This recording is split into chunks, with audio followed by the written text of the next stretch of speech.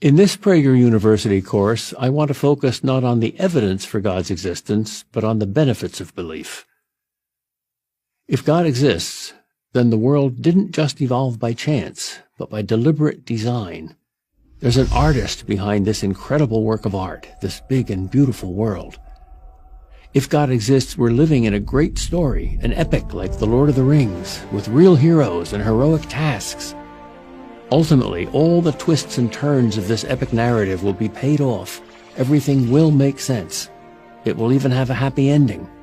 Not necessarily, or even likely, in our own lifetime. Even Moses didn't get into the promised land, but over the grand course of time, in an afterlife, which exists as surely as God exists. If God exists, the presence of evil, hard as it is to accept, makes sense. God allows it for a reason, namely to preserve our free will.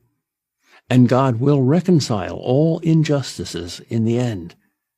If there is no God, life is one big crapshoot.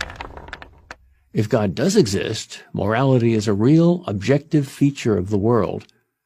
If there is no God, morality is just the rules we make up for this little game of life that we play. If God exists, love is the nature of an eternal reality. If there is no God, love is just a fleeting feeling, no more than a bunch of chemical and neurological interactions.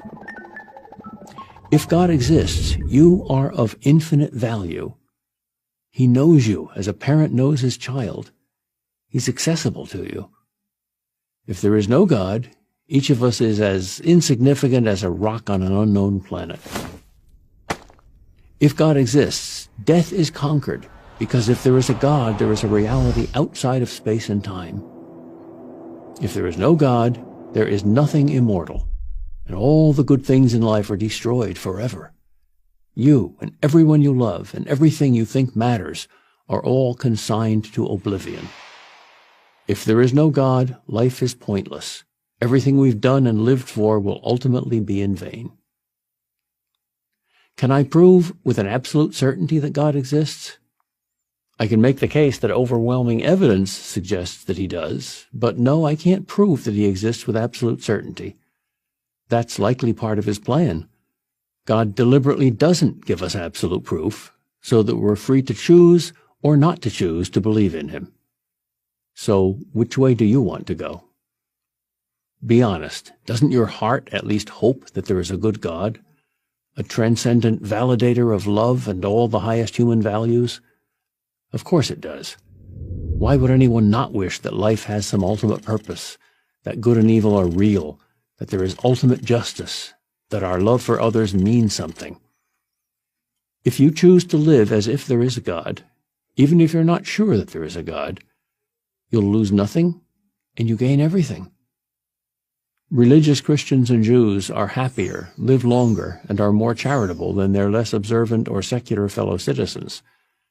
These are not my opinions. These are the findings of a multitude of scientific studies.